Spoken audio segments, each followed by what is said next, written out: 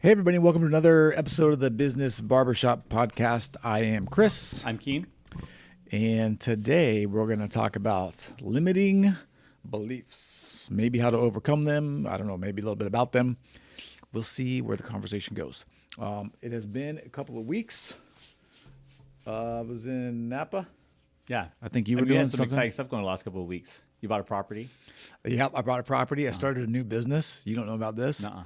Bought a duplex in Ohio. Yes. Of all places, while Is it I was Dayton? in Napa, Yeah. Dayton. Yeah. And went on Thank my you, honeymoon. Tim, for your 1% rule. Yep, for sure. Yeah. Yep, that made buying that property pretty easy. And here we are. It's good to be back. Mm-hmm. So, limiting beliefs. This is a topic that I think never gets old. Continues to, I think, pop up in everyone's world, no matter how much success you've kind of had in the past, because you're always trying to go someplace new often, right? And that's where these things start to creep in. So this is your topic. You were just about to tell me like what's going on. And so I'm going to turn it over to you for a second. Yeah. I'm at a crossroads in my career where I'm starting to feel it's interesting. I am not even I shouldn't say I'm not close to retirement. It's closer to have. Let me take a step back. I have the option to retire based off of my original retirement goals, which is, in my opinion, at this point in my career, I think kind of lame retirement goals. My original retirement goals was, basically make around $250,000 a year passive, Okay. right? Yep. Which I could get there. It wouldn't take very much for me to get there. In fact, I could actually, within a couple of years, get pretty close to that number, not even trading any assets. Yep. I can get pretty close to $20,000 a month of cash flow just with the properties I have, not even selling anything, just by working through and maximizing those. But even if I didn't want to do that, I just wanted to move more like into markets like where your rental is, it'd be really, really easy. Yep. But that's not the life I want to live for the next 10 years. Yes. However, maybe that's a limiting belief. Maybe that in itself is a limiting belief. I think that I kind of want to just lift the veil, but I do see that the current version of retirement that I pictured, the retirement goals I'd set for myself was to get close to $50,000 a month of cash flow was like the first bigger milestone I set, and then basically double that was like the next milestone. And I think we talked about it. I don't have to do any other acquisitions for that to become a reality. Yep. Just by doing nothing but holding on what I have and just following through with what those properties can be done with them until they're maxed out to their value. I easily could get there within 8 to 10 years. So I constantly have this internal monologue about not what I want to do when I get to that stage, but what I want to do leading up to that stage. Okay. And I have a version of a plan in my head right now. I can see how there's forks in the roads around the corner. And I feel myself even starting to have some limiting beliefs of what that would look like. And I feel that it's necessary to kind of reset and kind of see if I can break through this different mold. All right. Let's define. How are you defining limiting beliefs? Okay. So we could just chat through. Like, here's my original thought for 8 to 10 years, right? And this has been a constant thought process that continues to evolve over the last, 3 to 4 months. The first thing was, oh, shit, I don't need any more stuff to get to my retirement goals. So, number one, what the fuck am I going to do when I get there? And I answered that question almost right away with, oh, well, I think I might just help other people get to the goals I did, right? And I've already gone down that path some. And because I realized after I thought that was, why not just do that now? It'd be an easy way to get more business right now. It's an easy, why would I have to transition to that kind of a work-life, balance or kind of business I was doing? I could technically do it now, so I'm not in heavy acquisition mode, right? And so I did. And it's, as the most part, been a success. I've been very, very busy. It's weird when you actually have a way of showing people how to make millions, and you're selling it for, a very reasonable cost for the value. People come, right? Yeah. So I don't know if I told you, I'm teaching a class on how to finance developments and condos. Yep. All I did was send out an email blast to past agents I've worked with, anyone I've ever done a deal with, and put a Facebook event. I did zero promotion at that Facebook event. I saw it on Facebook. Yeah. I saw the post. I've done. I saw the response. Yeah. That was great. And between the two combined, I've already had to change the venue to a different. I mean, it's in the same complex as our building now, but I had to move it from one venue to the next. Yep. To our biggest room that we can host. And if even a tiny fraction of the interested list shows up, even if there's a fallout of like 20-30% of the people who RSVP'd, that room's going to be full. Yeah. We're going to be packed into like sardines. Yep. So So can I ask you this? Yes. Have you ever considered that this idea of needing a retirement plan is a limiting belief in and of itself? Yeah. Well, I guess what I'm trying to work towards is I can't see around the corner where I can have abundance. Even with all the things I've set myself up for, I have a hard time picturing abundance in the current market. This is where I think I have the biggest limiting belief. Okay. Because the last 2 years as a mortgage lender has fucking sucked, right? Like been hard. It's been super hard, right? Like, like the traditional part of the business. Well, and to be quite frank, right? It was the reason why I redesigned my business plan to help investors now fixes two problems. One, gets me more right now business, but also was what I was thinking I would want to do anyways in the future, which I enjoy more. Mm-hmm. But the other part is for the last 2 years, the regular part of my business that I have enjoyed hasn't been so joyful, you know? And I've always came from the belief that my business should operate from the golden rule, which is, what would I do if I was in their shoes? And as a traditional home buyer who has zero interest in being a landlord, house hacking, or whatever, the service level and expertise I give people has a value that someone might want to pay a premium for it. But if they have zero interest in doing any of those things, then is giving someone the absolute best mortgage advice leading up to their purchase that doesn't involve any of those things worth the premium in a high rate market.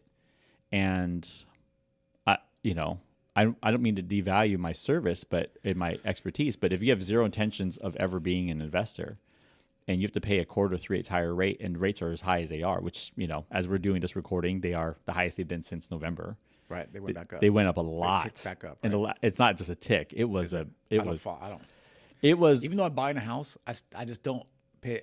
Well, luckily on the 1% rule, it doesn't end up making a difference that much. Did you lock in your rate? Yes. Yes. Okay, that's good. Yeah. So it's gotten worse almost every day consistently for a week. It went on Friday. We had a little bit of like 2 days in a row of really bad increase in rates.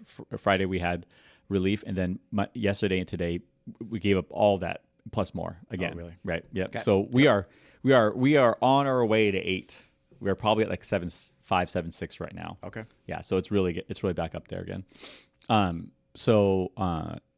The work I'm doing now allows me to stay busy even in a high rate market because of the value add, the investor aspect. But in my golden rule thinking, right, is it worth paying a quarter or 3/8 higher rate for my services now if you're just buying a house and you don't care about any of that stuff?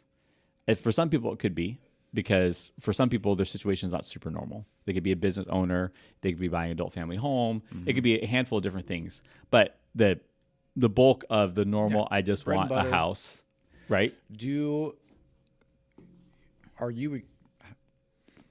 you have to charge that premium? What I'm saying is, it's like this. People come to my office. They don't need always my top-notch thing. Yeah. The price is just different for them. Yeah. Because it's here's the thing too. It's the way I think about it is this. It's not you are not charging you're not charging less because they're getting a less service. Like your service quality is not going to go down. Mm-hmm. But the work that you have to do is also going to go down. significantly, and the ability for someone else to work on those files also goes up. Yeah. Does that make sense? Yeah. So like we still do just plain old wills, and the reason I do it is because they're important. They're very simple for us because, it'd be just like doing a regular mortgage for you, right? It's very straightforward. Yeah. But then I can employ the team and they can do the work. They can still get a good service and get everything that they need with us.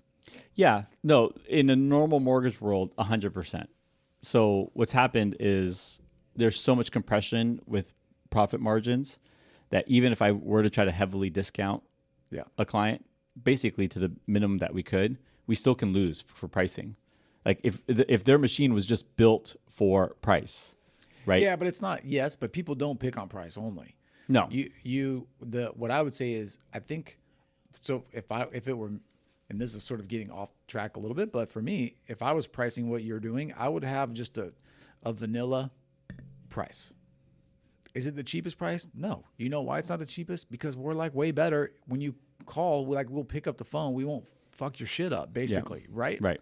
There's a premium to be paid for that by a vanilla home buyer. Yes. And right? Traditionally, our business has been able to capture a large percentage of that market share. It is harder, though, probably when rates you're are high. in this interest rate environment. Because it doesn't even make sense to buy a lot of times. Right. Like if you're not going to do the things that I'm advising for people, they can't even wrap their head around buying. And if they're going to force themselves down that process, the only thing that makes it even close to being logical is to squeeze a little bit more savings. Right. Plus, it's hard here, too, because the prices are so high.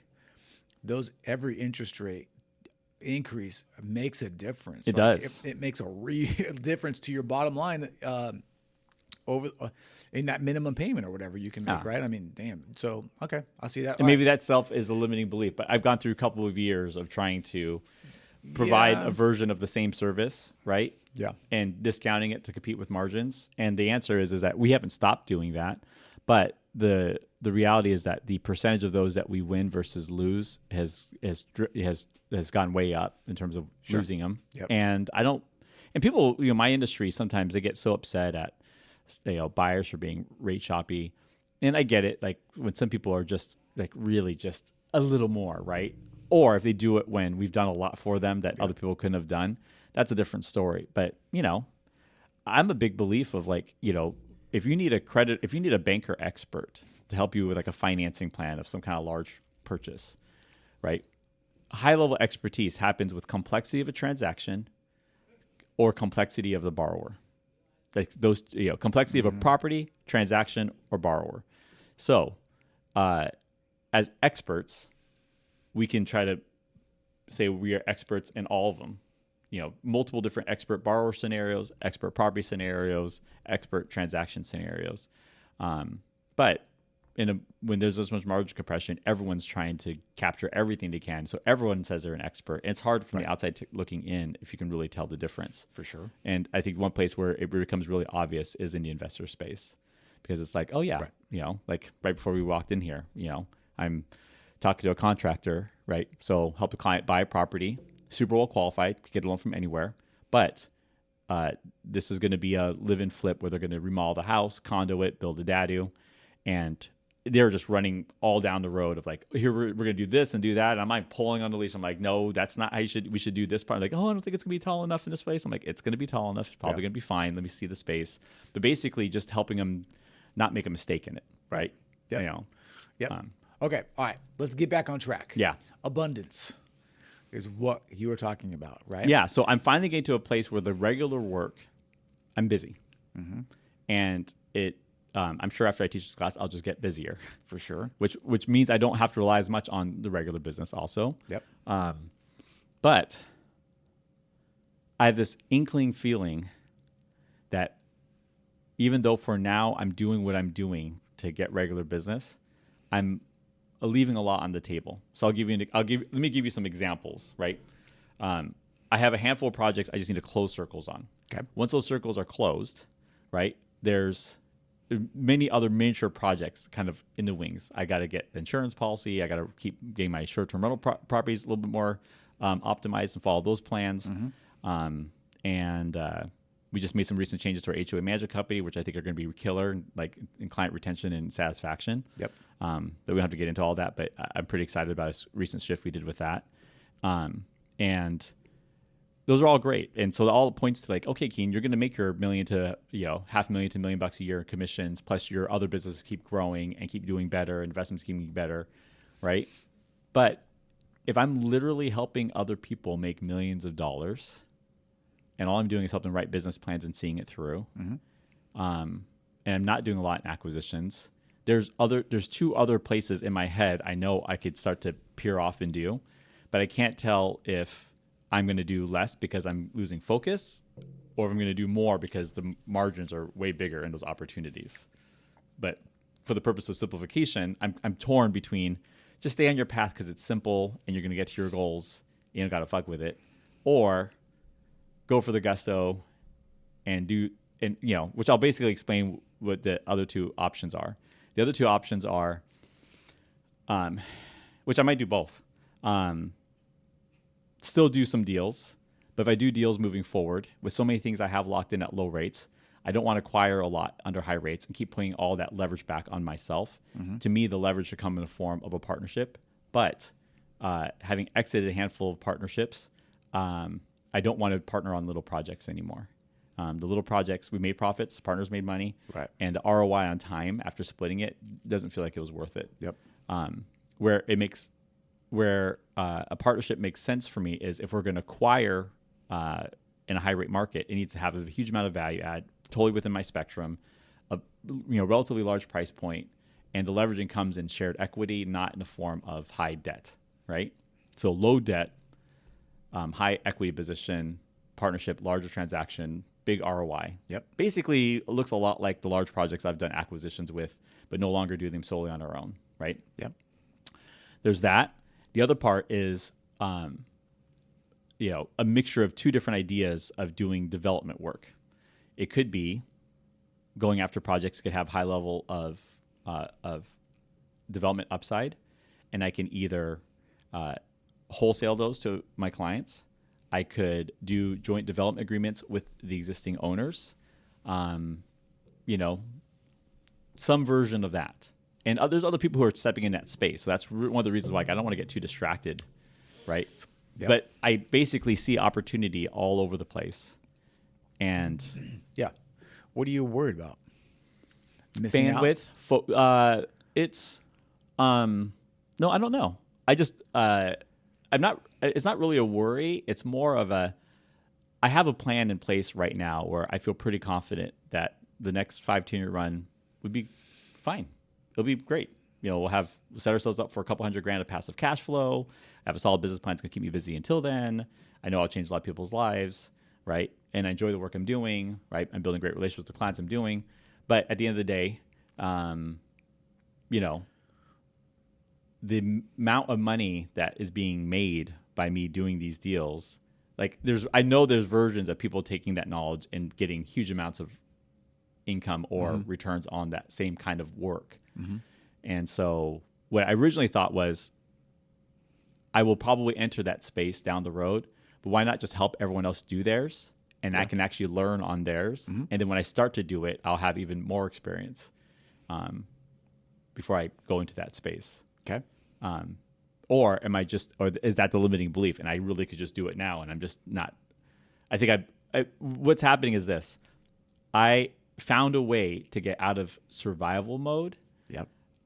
Which I still feel like stay in survival mode, but I came up with a plan that's going to get me out of survival mode, and I can already see it's working. I'm really busy, and we're wrapping up our projects, and I'm getting busier with doing loans. So my get out of survival mode plan is working, but I'm still in survival mode.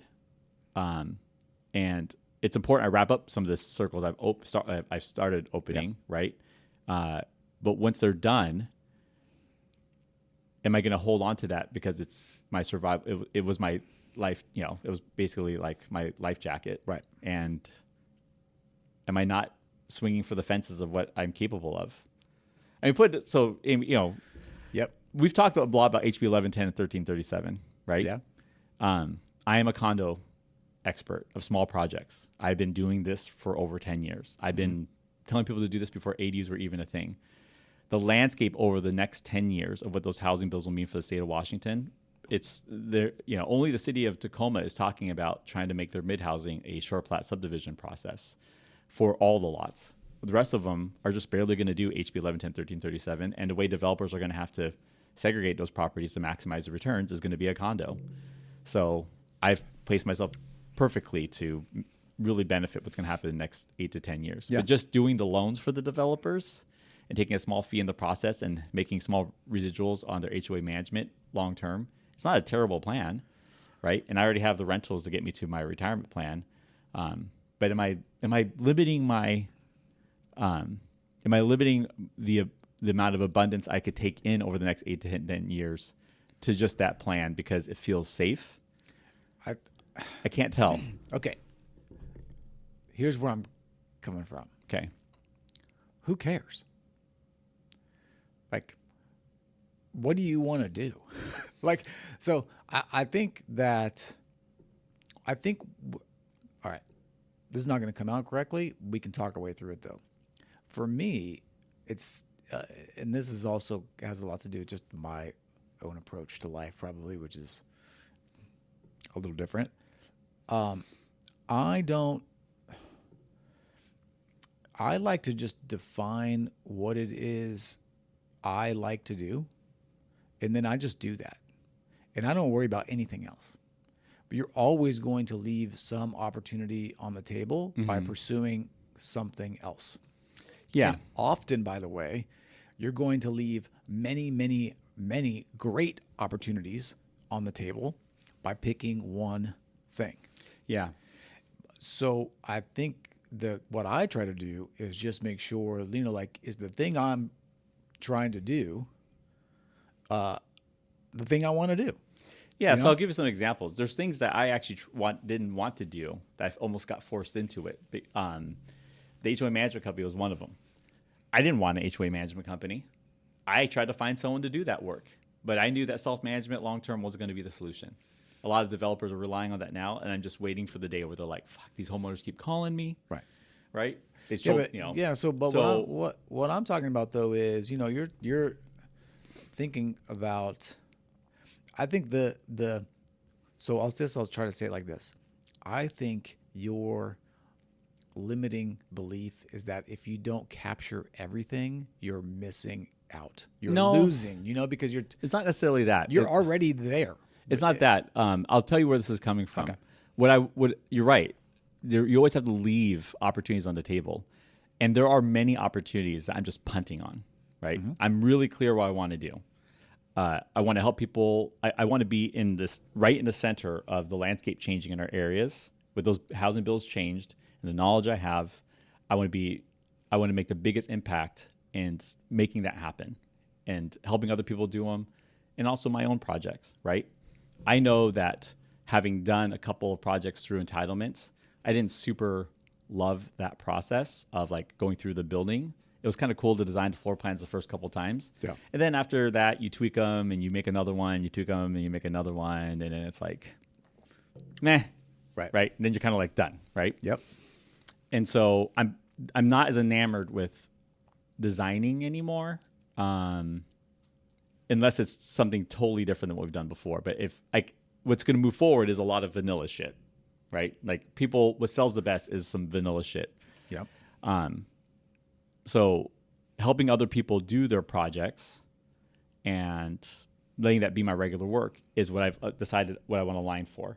And so my regular business already supports that, in that I teach these classes, I do, help create the business plans, and I can finance it all the way through. And then I have these other businesses I can do stuff for them. Yep. Right. The only reason I'm even thinking about like joint development agreements with existing owners is because it's a version of the same thing. Like there's people who already own the properties, and all I'm doing is helping people who are trying to buy their properties. Why am I not helping the people who already own it? But to do that, right, to really do that proper, you don't know where homeowners, like for every homeowner who has a property that has a development upside, they basically have a couple of options. They either can do it themselves all the way through, or they can sell it all as is to a developer, which is going to be the lowest price, or there's an in-between, which they get it through part of the entitlements, but they don't understand how to do that. And so there's a certain stage where it's worth substantially more. Right. Right. And so you help them get to that stage. Right. Yep. And so, do these opportunities already present themselves to you? Directly with the homeowners, Yeah. They don't like land on my lap where people are like, what can I do with my property? Right. You always have to be a little bit outgoing with that marketing. But I have done that historically in the past. I just have slowed that down because I did it for acquisitions. Right. But I always had the idea of like, well, everyone's always just asking them if they want to sell. And technically, the person who says, here's all three. If you really don't want to do it, I can position it and get it to a developer who will give you some premium over what it's worth as a regular house. Or B, I can get you through the entitlement process where you can sell it for a premium to a developer where you get even more money, but you don't actually have to do the work. But you just have to, pay me for the work plus a little extra. Yeah. Or third, you could actually do it through yourself and I could help you. Right. So I guess my question is, do you want to go through all that work of trying to find the homeowners and talk them into doing this? I've actually enjoyed that process. I've done it a handful of times myself, and I've enjoyed it. I really have. I just have never done it where I'm giving them multiple options. I've always just reached out to them for the purpose of an acquisition. Yep. I do know that you enjoy a good property hunt. Mm-hmm. I think, okay. When people ask me, like, where do you get your properties, Keen? On market, off market, wholesalers, and my answer has always been all of them. Right. And I've literally, like, if you go through all the deals I've done, yep. it's about 40 on market, 40 off market on my own, and 20% from a wholesaler. All right. Right. Yep. Let me ask you this. Okay. Is it possible that you are just getting bored and you want to find something that like gives you the juice? No, I'm definitely not bored. It's more like this. I've created this extremely linear plan on how I'm going to help people do their stuff. Mm-hmm. And you could take that exact plan and tweak it just like, oh, but if I did it also like this, it's not that different. And it adds an entire extra section of revenue that you can make a lot. Like, I'll give you an example. Let me ask you this though, real quick. Okay. Is that plan, the original plan, is it being executed to its highest and best opportunity right now? No. So why not do that first, and then you can always bolt on this thing. Right. I think not you, but just in general, I've done this too, where you kind of want to do everything all at once, and it really slows you down when you look back, because when you get like runway A running smoothly, like you have a cadence, you're like this runway A probably includes this training that you're doing. Mm-hmm. Is that right? Mm-hmm. Fair to say? Yep.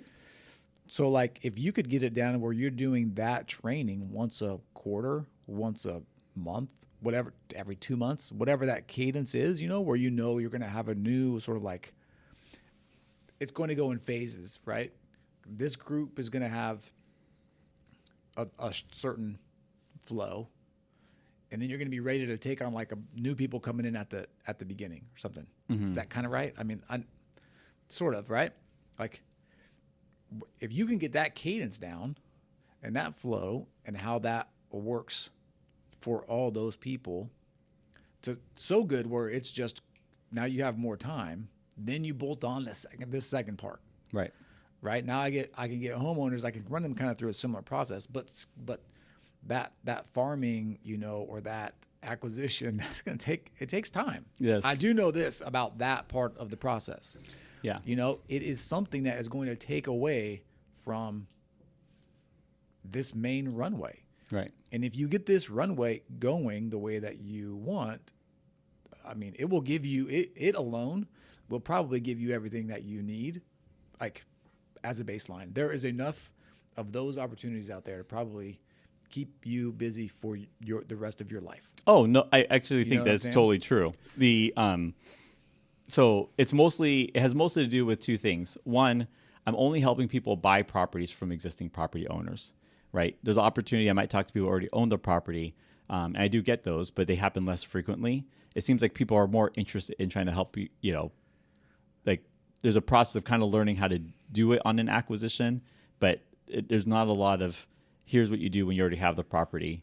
So Yeah, you you're know. right. It's totally different though. It'd be like me doing high net worth estate planning.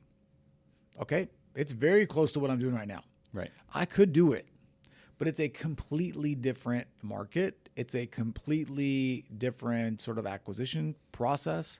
It's a completely different conversation. So I'm not doing it, at least not right now. So I'm here's the waiting. piece I probably haven't totally shared with you. Okay, let's suppose I help someone with an acquisition and development project, which I have a handful of people I'm doing this with now, right? Yes. It is more time intensive than a regular loan, but one of the reasons why I knew it made sense to do it was because in the natural pathway for how you business plan this stuff, right? It doesn't. A lot of developers are doing these developments on hard money all the way through. It's clean, it's easy. Their flip experience goes into their ability to get those financing loans, so they're already dealing with the same lenders. Yep. But it's, and this is one of the reasons why I'm teaching this class. I always know when there's a good topic to talk about in a blog post or in a podcast or in a class when I see people doing something and I go, you guys are fucking batshit crazy that this is how you're doing it, right? And so whenever I have one of those moments, I go, oh, time to do a podcast, time to do a class, time to do something. Like every time I've ever done like a large amount of like education, it goes around. I can't believe people are doing it this way. And so the reality is that these kind of small lot condo developments really work best when when you create a business plan that that doesn't have the same kind of financing costs as hard money the whole way through, because there's a development aspect to it. And I don't care how fast you think you are as a flipper, city planning, architects, engineers, right? Surveyors, even if you're one of their best clients, they just don't work as fast as your carpenters do. They don't work as fast as your electricians do. Yeah. Right? Like to get a topo survey done in less than 45, 60 days is lightning fast, even though the field work is only 1 day to get the map back, right? Okay. Normally it's longer.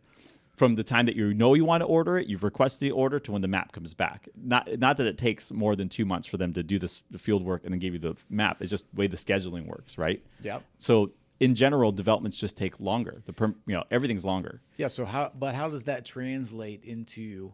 Well, it means that like deviating off of this other course. Well, so what happens is that the right way to handle a development project is the business plan around a handful of different kinds of loans. So that way you're not stuck in this expensive loan while you're in these pausing waiting periods. So when I help people business plan, I say, okay, this is what we should do, and here's how we deleverage, and here's how we offset costs, and here's how we switch from this loan to that loan. So really the best way to business plan these projects usually requires a couple of different loans to happen. And to some people, they might think it's more expensive, but it's not. It's actually way cheaper than just sitting on 10 to 12% hard money the whole time with extension fees. And so what happens is, even though I take more time in helping a person, it's not uncommon that one project will result in 3 to 4 loans that I do for them. 2 on the low side, 3, 4 on the high side. So there's more transactions that come out of it. Plus, if they use any of my other company services, right? Yeah, but these are not homeowners that we're talking about. It could be the people that you're going to be doing the class for too, right? Mm-hmm. Yep. So let's take a step back. So I recognize that this business was smart because even though it took a lot more time for one client, it's a lot more upfront that turns into a handful of loans that once the first loan funds, the next ones just kind of go like 2 months later, next, 6 months later, next, 12 months later, next. It just, and they're pretty much guaranteed transactions coming down the road, which is why I'm still the number one borrower in my branch. No one's done more loans in this branch than me. So I recognize that like it doesn't feel like it's a good ROI on time when the first loan funds, but then the rest of them that come afterwards, I almost forget about them. Right. It's like, oh yeah, we just have to remember to follow up with them, and when this gets close to this process, do these other loans, and we already have all their stuff, and it just goes like it's bing, bing, bing, and it just goes through. Yeah. So I knew that long term it would create a large pipeline of doing business. However, let's say I did a JDA with someone, or let's say a joint development agreement with a homeowner, right? Mm-hmm. This is an equity share of the upside. Yeah. So I'm doing the same work for that person as I'm doing for my clients, but instead of charging just fee services for it, I don't indebt myself to the property, and we're sharing upside on it. Like I'm literally like, okay, your property's worth 7 the way it is. Sure. 8, let's say it's 700. And if you finish it all, there's an extra $500,000 to be created. Yeah. We could split that, and I'll do all the work. Or you could sell it to someone else for a small premium, but it won't make as much. Or if you want to hire me and you do all the stuff yourself, here's what I do, but you got to handle the rest of the stuff yourself, right? Yes. I guess short version is that if you do that a couple of times, right, the amount of money you make on that is like, it's not like a 2, 3, 4 times factor of charging fee services. Right. It's more like a 10, 15, 20 times factor. Right. It's a lot more. Yeah, I understand. So am I limiting myself by waiting to do that, or should I just, with that kind of return? Because look, how many of those deals, let's say, here's the thing that I am immediately thinking about. It's going to take you a lot more time to find those kind of deals. You can't put 60 people in a room with a Facebook post, right? So what's your ROI on a Facebook post? That's what we're really talking about at this point in time, because it's not ROI per deal. Okay. You can have a volume game that is way more profitable than these one-offs. The other thing that I immediately think about is you're going to be doing individual development agreements with homeowners. You're going to be partners with homeowners. Yeah. How fun is that going to be? Yeah, not as much fun. It's going to be zero fun. It's going to be also less than fun. Right. And I'm not trying to talk you out of doing it. The reason why I asked if these things come up is because what I would do if I were you to scratch that itch is I would focus completely on this part right now. When those opportunities come in that meet this side road, take them. Yeah. Right. But don't, it's like the fish in a barrel, when you walk outside your house and there's a fish in a barrel, you just grab it. Right. That's what these deals would be, because then you can also you're going to want to be very selective on the homeowner, I think, anyway. Well, because I'd probably get jumping ahead of myself. My original thought is that, like, if I ever go see a property, this is how my brain works. Or if I'm just driving somewhere, I'll see a property, like, that property has upside to it. And I'll snap a picture and I'll even text it to like my assistant or an agent I work with that works in that market. Yep. And it'll be like, what's this address for? I'm like, it's just an off-market property that I want to go back and research, right? And so the only thing I'd have to do, because I don't want to like start sending out like massive hundreds and thousands of letters. What I was thinking is that I already don't have this voice in my head that when I see something, flag it, add it to my favorites. That way, if it ever shows up live, I see it, and I could, I've already have templates for like off-market letters. I could literally just take that template and give it to my assistant and be like, whenever I text you an address, just take that template and send them a certified mail letter, right? I don't necessarily have to jump into a partnership joint development agreement with those homeowners. It could start off with like, we offer these, like, if you didn't know, your property has upside to it, and I'm already helping other people buy properties like yours, but if you want my services, I could help you with it. And then if they're like, oh, that all sounds great, but I don't want to do it, I don't have to do the partnership part. Yeah. There's really 3 things I thought about offering them, but I don't have to start off by offering all 3. I could offer them the thing I'm already offering everyone else. So it just plug and play. And I just now help them do the thing and I just charge fee services for it. Or the second part is I just not really broker a deal as an agent, but wholesale it. Yeah, but you're already doing that. Like, why not just stick with doing the seminar? Well, yeah, because I thought that if I met them if they did respond to it, the easy answer is like, if you're thinking about hiring my services for it, or you don't know what you want to do, why don't you just come to my class? Yep. I think in this, okay, I'm going to say what I think your limiting belief is, and I think I'm already getting close to my answer, by the way. What do you think it is? I think the answer is I should focus on keep working with the clients the way I'm doing it. And even though there's all these opportunities for me to maybe do a JDA or wholesale the deal, what I easily could do is just say, well, if I'm just trying to capture more clients for the sales funnel I'm doing, then why don't I just add that as like a marketing piece to what I'm already doing? So instead of just doing Facebook and email campaigns, if I see properties I know are good, I could reach out to those homeowners and invite them to the exact same things I'm already doing. And if they say, well, I actually don't want to do the work, I just want to sell the thing, then I just have to handle it on a per case basis whenever that shows up. But I could just use that as an extra sales funnel of driving those leads into the machine I'm already doing, because it's not really doing it. It's not going to take any extra bandwidth. I'm already flagging them, saving them, and all I have to do is create a template and tell and then try to drive them into the exact same sales funnel that I'm already doing now. By the way, I converted a person who reached out to me on Airbnb who actually was prospecting me. Nice. So it's just an example of it, right? So she, great gal, her name's Miranda.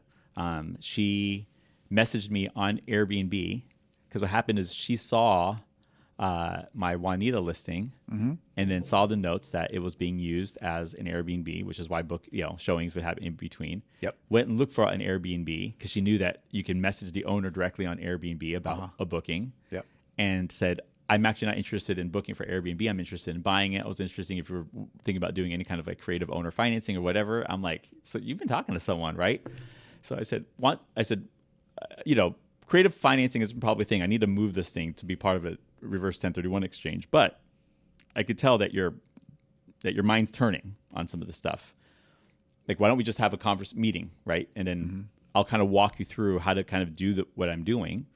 And when I met with her on a Zoom, she was like, this is actually perfect because I've been watching Bigger Pockets podcasts, and I've been reading things, but like an action plan of exactly A, B, C, what to do in this market is not something that no one's able to give me properly. And I'm like, yeah, like with where you want to live and what you need and what your budget is, this is what you should be looking for. Right. This is specifically the plan. Yep. Right. I see these deals come and go, and there's a lot of money to be made on them, and it fits exactly your profile.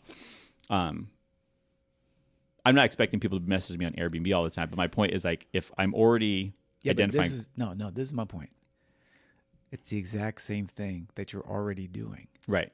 I think the limiting belief might be that if you are not getting the biggest, fastest chunk possible, you're losing. Like if you have 10 people sign up, you're going to make a lot of money. Mm-hmm. They are too, obviously. Like you're going to be helping them, right? So it's not like it's all about the money. Right. But you're going to be able to do that and do all the fun stuff, which you're talking about right now, right? I'm just trying to pay attention to the things that you talk about where you're like pumped up. Yeah. Right? All the stuff in between is what you like to do, Like you do like to find properties too. I'm not saying that. But, why not just get really dialed in with this and just do it a lot? Yep. You're because the only thing that I heard so far is you feel like you're missing out on like a bigger piece of the pie. Well, it's more of I don't know if I'm expressing it well. I am very, very linear in what I'm thinking my plan is being. Yeah. And I think you're expressing it very well. I am just challenging you on it a little bit, I think, right? I mean, I think because you're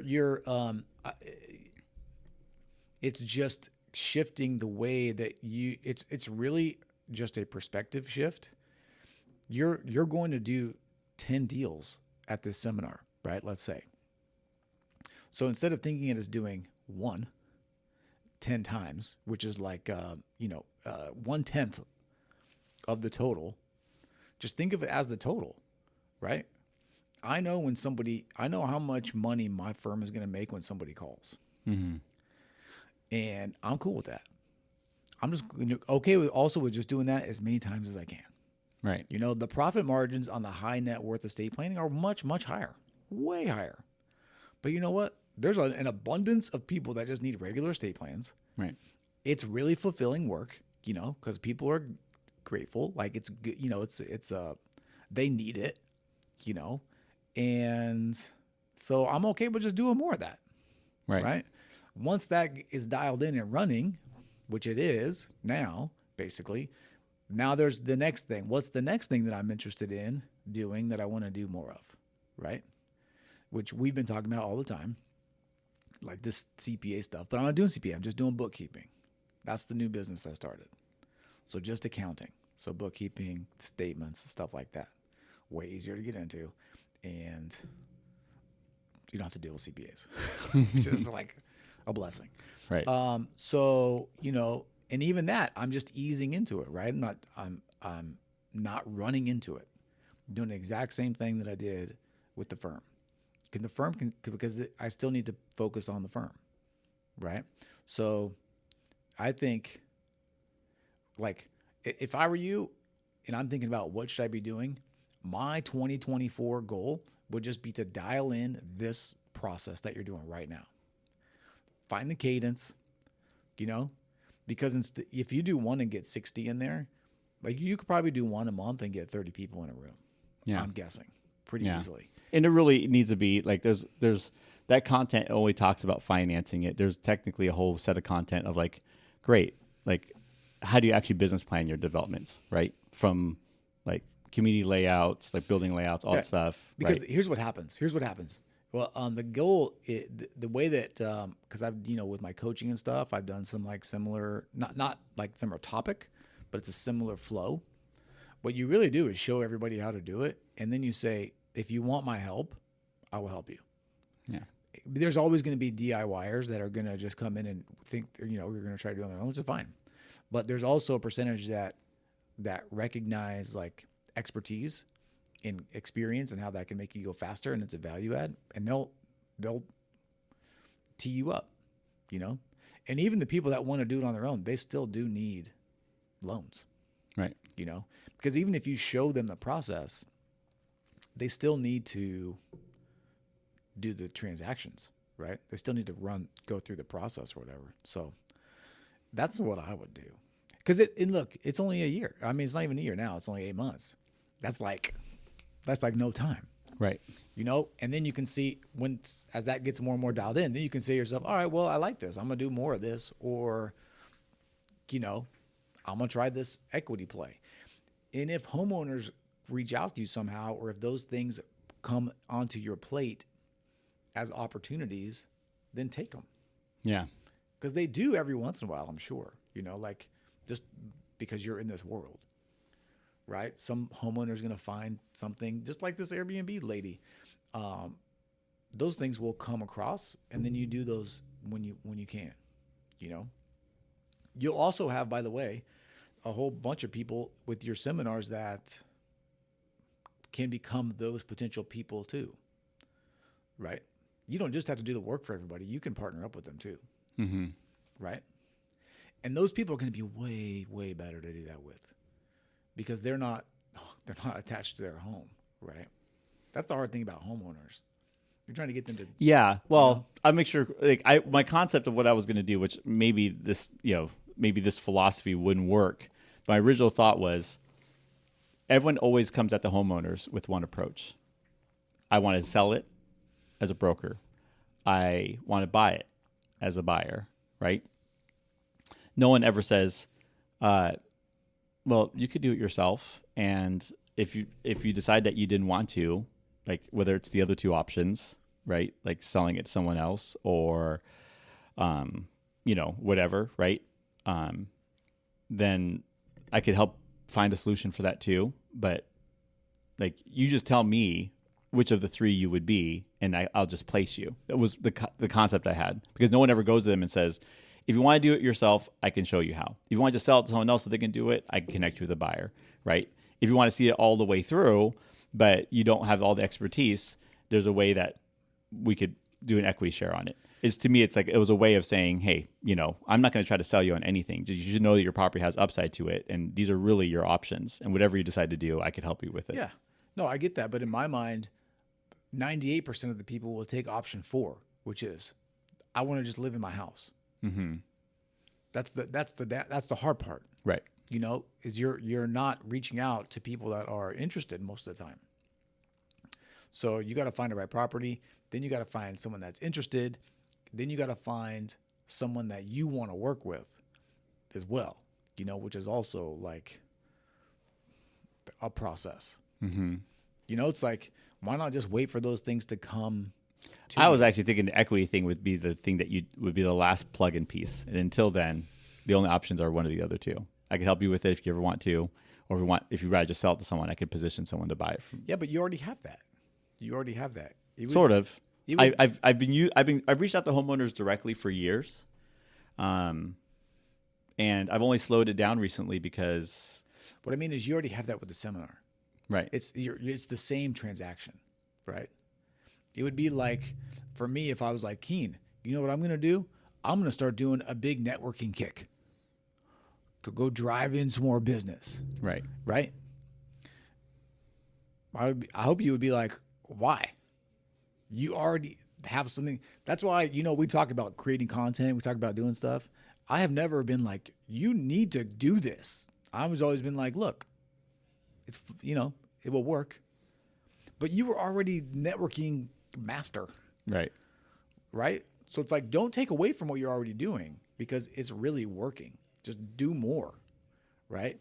If it starts to work less or you get tired of it or I don't know, or you just want to try something new, dabble, which is basically what we're doing in a way, right? You're sort of dipping your toe in the water, getting more comfortable, and it will also probably pick up over time. But that's really what you're doing is trying to open up a new marketing channel for the same type of client that you can put a Facebook post out and have a full room pretty much on demand. Yeah. Well, okay. Just remember the missing piece in all of this is, and I think anyone who's listening to this who's wholesale knows probably where I'm going with it, is homeowner says in a small percentage, I think I'd just rather sell it to someone else would do it. Mm-hmm. I put together a contract and sell the contract. I still do the financing on it, but then the money I make on it is substantially more. I still didn't have to take the deal down. That technically is still on the table. Yeah, it is. You think... It is. You're right. It is. There are abundant opportunities out there all over the place to do all kinds of stuff. There are 100 different ways that you could do this. Right. Right. I know that you can write a Facebook post and fill a room. Mm-hmm. And it's the same. Right. And then what you're going to do is instead of you looking for all these properties, you're basically going to have an army of people looking for these properties. Right. You know what I'm saying? And that's good for you. You can still do it. I'm not saying don't do it. I'm just saying, look, I would just be focusing all my attention on this right now. Well, here's where I here's the reason why this comes to mind. One, I have not thought about being in that part of the space, and I could see myself wanting to be in that space where I can make money on wholesaling a deal. I think it's corny that a lot of people want to be wholesalers, but when I actually think about what most wholesalers are doing, I think most of them do their valuations wrong. They sometimes try to wholesale these pretty mediocre properties. Yep. And so what happens is when I have my existing pool of clients trying to do what they're doing, once in a while they'll find a gem. Sure. And I'll see that gem. I'm like, oh, you should go for this. I like this one. It's an A+. Yep. I've been shooting down half the stuff you've been sending me, if not 3/4 of it. This one I totally green light. And then they try. And in that process, when I look at the map, I will see 3 to 5 other properties that fit it. And I always make this comment of hey, by the way, if you don't get it, you should send those people letters. It takes almost no effort. Yeah. When I did my acquisitions, I did this. Yeah. But of course, even though I make that comment, what do you think that client and agent does if they don't get that property? Nothing. Yep. And if I already have a templated letter, wouldn't it make sense they just found a property that was a gem. They lost out on it. I told them they should do something to market. They're not going to do it. I already have a template letter. I just have my assistant send them off. Right? I'm already seeing them. That's fine. It's kind of what I'm picturing because okay, when I see those, there's a moment in time where it's hot in my mind. I recognize the market and I can see the upside to it. And then I just don't. There's no action. There's an action plan I could see that I would have done if I was in acquisitions. I actually advise my clients to do the same thing, and they just don't. Yep. And even if the return rate is tiny percentages, from my experience, as long as it's well written and they actually respond and you create a lead list of them, they will come back. A good percentage will come back around. What if you had 3 people in each region of the metro that would go after it? And then you could say, hey, I have these properties come across. What I don't have is somebody that will work them. So we're going to do a deal. I'm going to send you these properties and you give me a cut. Yeah, that space don't work that way. People are backhanded and shady. I mean, you only have to have 2 people to do it. Yeah. You don't have to send them another property if they don't come through. Yep. Yeah, I'll think about it. You know what I'm saying? You only need, and it could be one that does everywhere. I mean, I don't know what the geography is like. I don't know what the logistics are like for that type of stuff. But you could tell them, look, you don't adhere to our agreement, I won't send you any more properties. Like, what I'm sending you are good because they've been vetted by you. That's why there's value there, right? Right. Because they already know. They just get the address and they already know, okay, I don't even need to look at this really because it's already come through you. So there's a lot of value there, right? And you can just tell them, like, look, it's fine. If you are a punk, I'm going to treat you like a punk. Right. But all I'm saying is, again, it's just a way. You could also have people on your team that do that too, right? But the key is you need to find some way to just make it easy for you, right? You have an address. It's done. Right. You don't have to do it anymore because you still got to talk to people and like you don't want to. You can only do that so many times. Like you personally. Yeah, which I agree with. But if the phone calls my thought was if I'm sending out letters and the only phone calls I'm taking are actually a homeowner reaching back out to me, responding to the letter, I could take that call. You can. I could take that. Like that. Is it? My question though still is it your highest and best use? It's higher than most of the other phone calls I'd be making. It's not higher than going and doing a seminar in front of 60 people though, is what I'm saying. Yeah. Right. But the sales funnel, that class turns the one-on-ones with those attendees, right? And this marketing effort becomes one-on-ones with those people too. But all of those people that you do could be all out there finding these properties. Right. They can do all the bird dogging or whatever, and you get to do the deal. Right. And you can also consult on the back end. Right. You can do both. You could double dip. Right. I don't think there's anything like preventing you from doing that, doing a loan and also consulting through the process of doing everything after that. Right. Then you get the homeowners association fee, property management fee potentially. I don't depending on what you're doing, but yeah, that I'm just saying. All I'm saying is this is why doing that homeowner deal for a bigger slice is not always a bigger slice. Yep. You have all these different things that holistically sort of already clamped together into high value, low work. Right. I like low work. Right. Personally. So I think, I don't know that it's, I think, I don't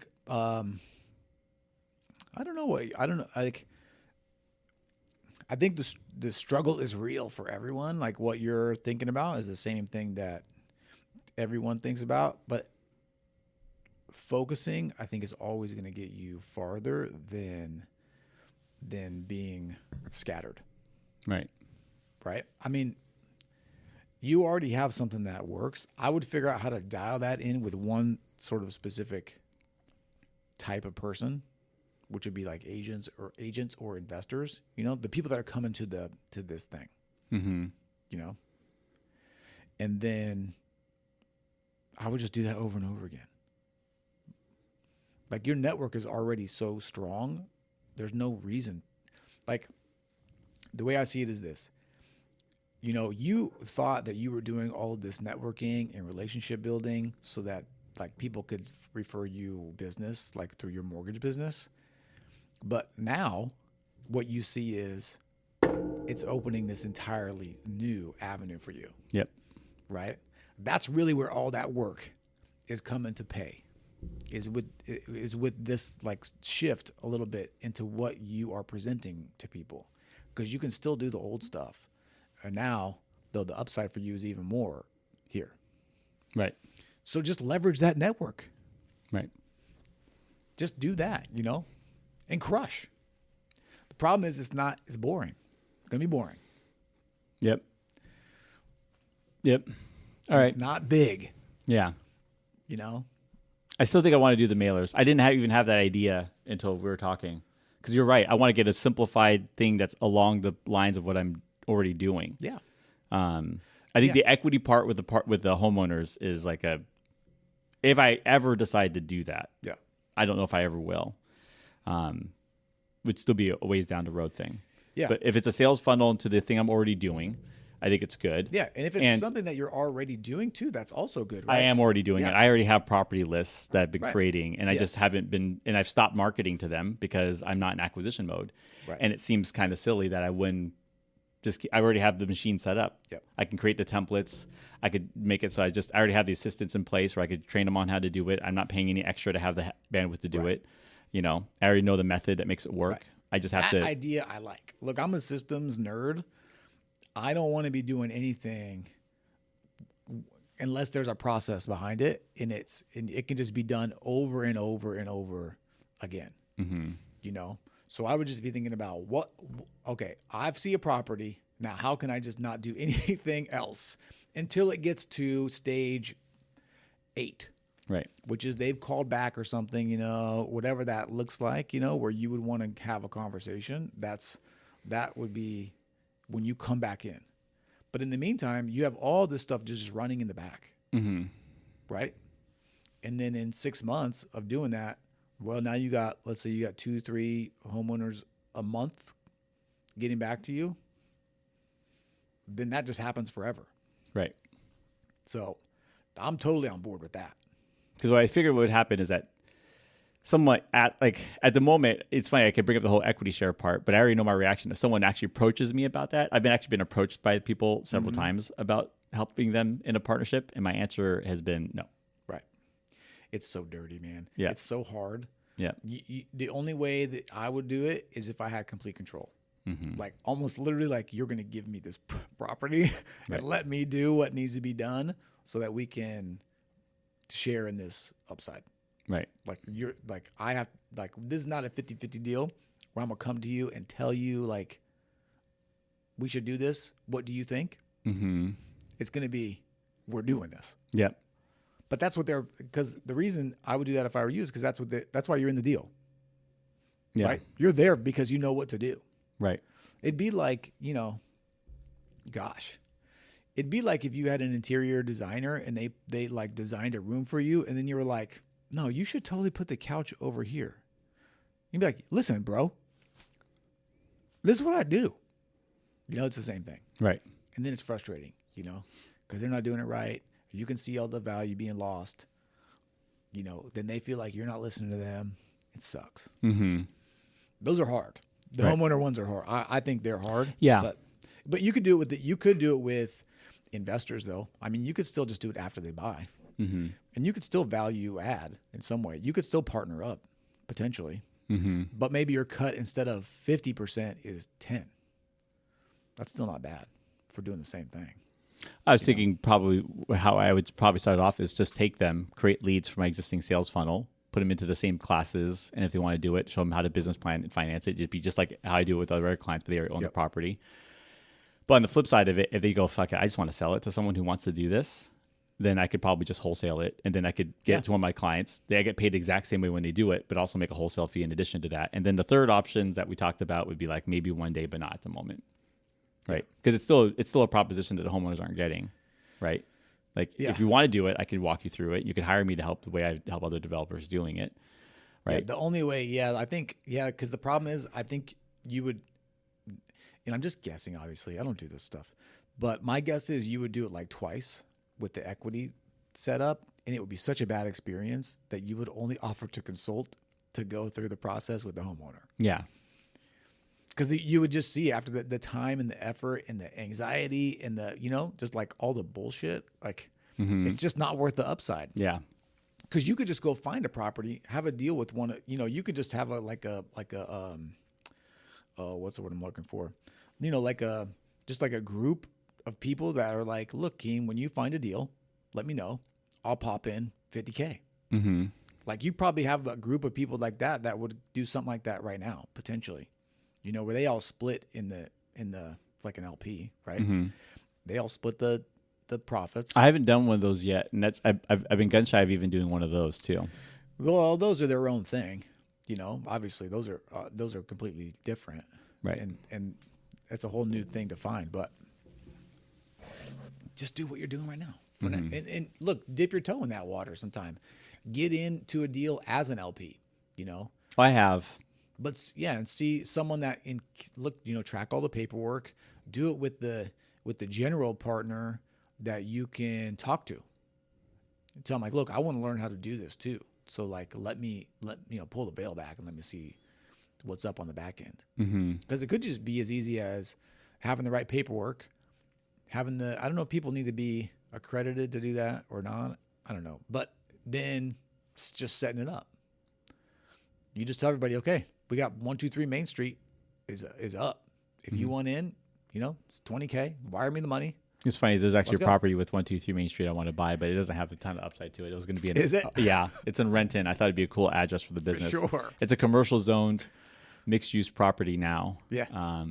And it already has a daddy on it. Its highest best use is probably like a blended mixed use. Some of it stays residential, some stays commercial. Yep. But I just thought it'd be a cool place to move my office to it and have my address be 123 Main Street in Renton. Yeah. But parking sucks, and yeah. And I think buying an office building to operate out of is not as much on my radar as it used to be. Yeah. Yeah. Yeah, but that could be a fun thing too, though, right? It doesn't always have to have like its total financial upside. It could also just be cool as fuck to have 123 Main Street, which it would. It would be. It would be. Super, it would be. It would be super cool. It's like there's that side of things as well. But I think where I think I would to sort of close the loop on all this, so we can get out of here pretty soon. I don't think it's limiting beliefs that what you're feeling right now. I think it's sort of like cognitive dissonance because you see these opportunities out there kind of like passing you by and you feel like you're missing, that happens to everybody, right? As you know, the better you get and sort of the more experienced you get, the more money you get, the more opportunities there are out there in the world for you, and that's why I think it's really important to know what it is you want to do so that when those things buzz in your ear, you can go like, oh, damn, that looks good. But you can go, but it's not my thing right now. Like this is my thing. I'm going to put that on the shelf or something or whatever. And I'm going to save it for later in case I have some more room. But right now, like this is my thing, And when you do that though, this thing will blow up. Like what you're talking about doing is going to blow up. Yeah. If you just don't get too distracted by some of this other things that you see, these other opportunities you see. Yep. Right? Because they are opportunities, right? They're not bad ideas. But they're just not like you have this lane that you like that is like an 8-lane highway right now, just because of your network. Well, the other thing is that now that I have I don't have that. I've only been doing it for a short period of time, and the other thing I see is that when somebody does come on the market, I haven't even done this for very long, and I'll have 2 to 3 of my own clients going after the same property. Yeah, like going after the homeowners directly, kind of. Like I'm already bottlenecking a little bit, if that makes sense. Yep. Right. By the way, here's something else you could do. This is a real ninja tip that would crush. And it here's what it does, though. It eliminates some of the fun stuff. Okay. But the upside could be pretty legit. So, you're coming across these properties all the time, right? What if instead of you sending the mailers out, doing all this stuff, what if you started to compile like a newsletter where people paid you and you just sent them a newsletter every week with whatever you find? Well, that's the other. That's what here. Right. Here's they pay you. They say pay you $100 a month or something, which whatever that reasonable price point is. Is it small potatoes? Yes, but that list could get. Again, this is the power of your network. Well, so talk about like limiting. So maybe not limiting beliefs, but maybe as much as like I don't put a price to my value enough. Like I'll give you an example. I was talking about this is where I first thought about the topic of this particular podcast show. I was talking to my friend Moose yesterday about it, and he's like, "Dude, you're giving so much value. How much are you charging for your class?" I'm like, "Nothing." He's like, "Who says it needs to be nothing?" Right? Well, he's right, and he's yes, but this is a sales funnel, in a way. The candy is the class. Yeah. You know, like you don't need to sell the candy because they're going to come and get the candy, but then they're going to buy ice cream, you know, and they're going to buy a hot dog, and they're going to buy a whole bunch of other stuff, you know? So he's right. You could sell or you could sell. You could charge for the class. You will probably have, here's the upside though. You probably have a smaller number of people come, but the people that come will be serious about it. Yeah. You know, here's the other question though too. Could you charge enough for it to matter? That's the other question. You know, if you charge $100 a person, it's like, is that even worth it to try to set up the payment gateway and then people can't figure it out and they're, you know, then it's like, I don't know. But the newsletter, by the way, we may need to talk more about that because that would be sick. People just pay you every month, make up a number, you know, and you just send them these properties, this list. Here's the fun thing. You could tell them like, look, I'm going to be prospecting these properties too, but you know they have like the Keen Ing seal of approval, right? So let's go. You know, like we can battle together, type of a thing. Right. You really could. I think people will probably pay you for that. Don't you think? Possibly. Yeah. I mean, the resources for how they compile those lists and the research it's all out there for free. It's just people don't always have the right lens on how they're looking at it. I'm talking about you sending an email that says 1, 2. Okay. It would be literally this. It would be your newsletter would be this short. Here's my list of the week: 123 Main Street in Renton, 456 Locust Avenue in Kirkland, and 789, Jump Street in Seattle. Go. But then they know, okay, look, I can put these I can add these to my list. I can start reaching out to people on that. Maybe if you get too many people, it gets hard, but I'm just spitballing with you. Interesting. And it's kind of my point. Like everything is all designed to go into the same sales funnel of what I've did before, which is do the loans and charge fee for it. Yep. And I've already created 2 different avenues for how I make revenue, right? Yep. In the HOA management piece and the development company. Yeah. Kind of also with the commercial lending company, but that's actually for a while. But those other 2 have already been add-ons, and what am I also not? What am I leaving on the table? Yeah. Here. Okay. We're gonna close. Well, okay. We're gonna wrap it up with this. Okay.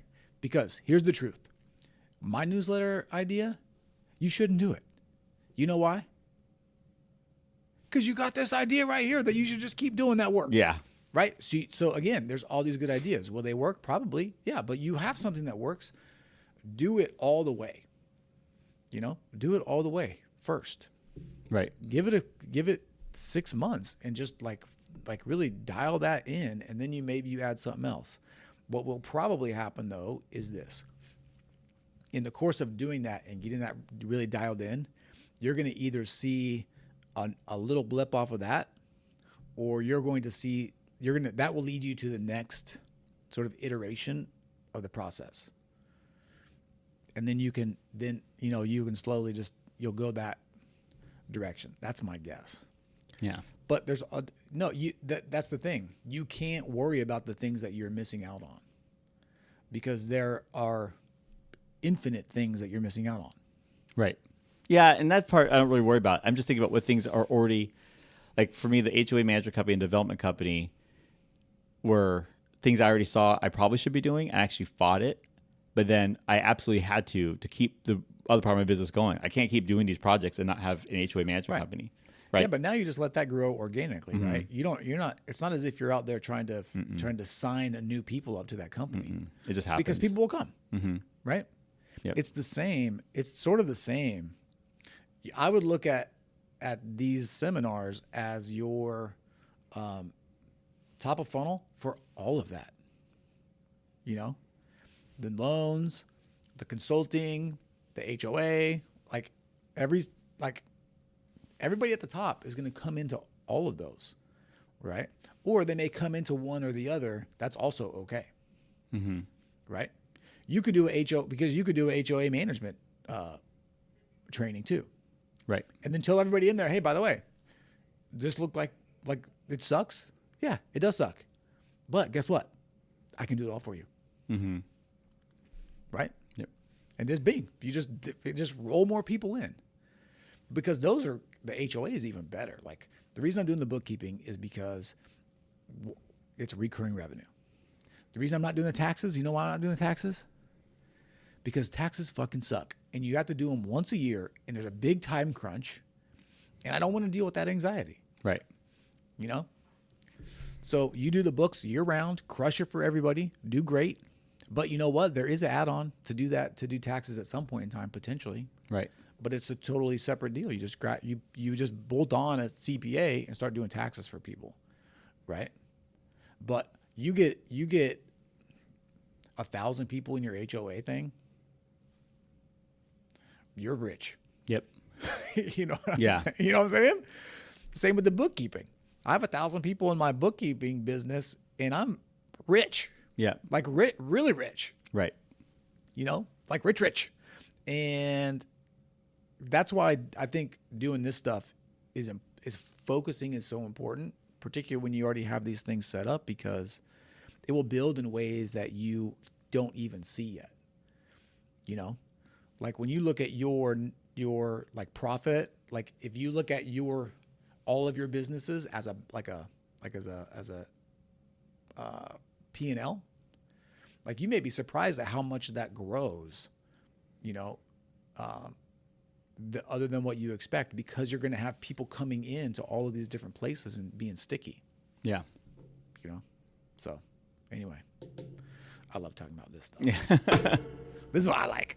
Yep. All right. Okay, cool. We've been talking for a long time. So hopefully you guys enjoyed this. Closing thoughts, closing ideas, closing anything? Well, I think that, you know, it's not exactly the topic of this show, but it's exemplified in this show, right? This is why the people you spend time with matters. For sure. Because even just in this conversation, I've gotten more clear about what I want to do. Part of it was ideas that Chris had. Part of it was things I said. It just starts to refine. Right. Right. But what would happen is if I didn't have people in my circle that were entrepreneurs like Chris, then you just get the fear factor response. And that's the biggest mistake most people get when they're thinking about doing something entrepreneurial, is that they bring the idea to their non-entrepreneurial friends. Yep. And then they just start to press upon all their fears onto them also. And they just go back into their shell and don't do it. That's right. You know, and the other important thing is, I think, like, for finding people like that is, like, you know, at the end of the day, I actually really don't care what you do. You know, I think it's fun to talk about. I think it's fun to see whatever you're going to do. It's all a huge experiment anyway. So if it works or doesn't work, it doesn't matter. You're just going to either keep doing it if it works, or, you know, iterate and do something different if it doesn't work.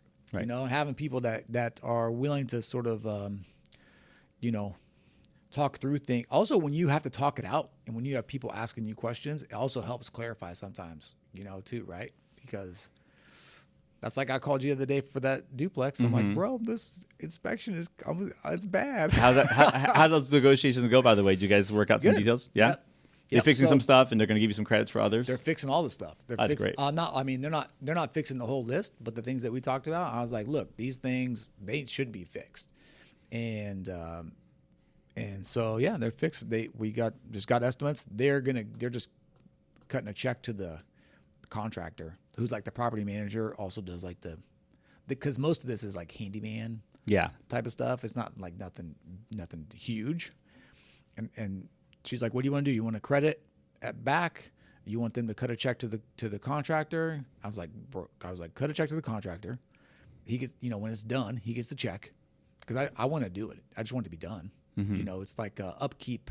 It's a maintenance type of stuff that you want to maintain your property, you know, and it's so, yeah. So that was great advice. And I was like, talk to me. Because when I called you, I was like, I feel like this is some old house type of stuff, but I'm not sure. I'm not sure if there's some not old house type of stuff that I should be like worried about. Yeah, nothing on that list wasn't something I've already fixed 100 times before. So to hear that was awesome. And then it's the same thing, because I'm like, should I just ditch this deal? Should I just get out? Should I, you know, should I quit? It's got to have good people on the ground to get that stuff fixed. Yeah. Figure out the market rate is for those kind of things, and just get it wrapped up. And just remember on your projections and your future rent rolls, just look, it's an old house. there's really so this is just a general rent thing. I'm just share it with Chris now. You guys, for all of your landlords, you probably know this. Budget a percentage for maintenance. Let's say 5%. A percentage for capital expenditures, which on older property like that, I think 5% is probably fine. Also it might end up being a little more than that initially, but I think that if you did some things like get a home warranty, and in addition to like a 5% capex expenditure, that's great. And then find out what the vacancy factor is for the area, and then add that on top of it. And altogether, you're going to end up with a number somewhere around 13 to 15%. And that just tells you the number. Whatever your gross rents are, that percentage that you come up with, you push it to the side and you pretend it doesn't exist. Right. And then just keep banking it. Yeah. Keep banking it. Because the biggest mistake landlords make is they act like, because they come in frequently, it's like everything's great until something breaks. Right. That's because you spent all the money. Correct. Right? Yep. You wouldn't do that in a business that had expenses that were billed monthly. Right. But you budget them monthly, and they just come in large, they just come at large moments. And so if you budget a percentage accordingly, and there are equations for it, it's fine. But typically, capex, maintenance, and vacancies are the big three. And if you budget those ones, and whatever your vacancy factor is, you can I would add about 25% to it, because the property managers charge a lease up. So you don't just you have to pay for the vacancy more than just the actual vacancy. Right. So whatever the vacancy factor is, add like a quarter to it, and that should be enough to probably get you pretty close. Yeah. Yep. Cool. All right. This is a good one. So we're wrapping it up. If you made it this far, you're already subscribed. You better be. If not, hit the button. Okay, let's go. All right. So as always, I am Chris. I'm Keen. This is the Business Barbershop Podcast. See ya. See you guys later.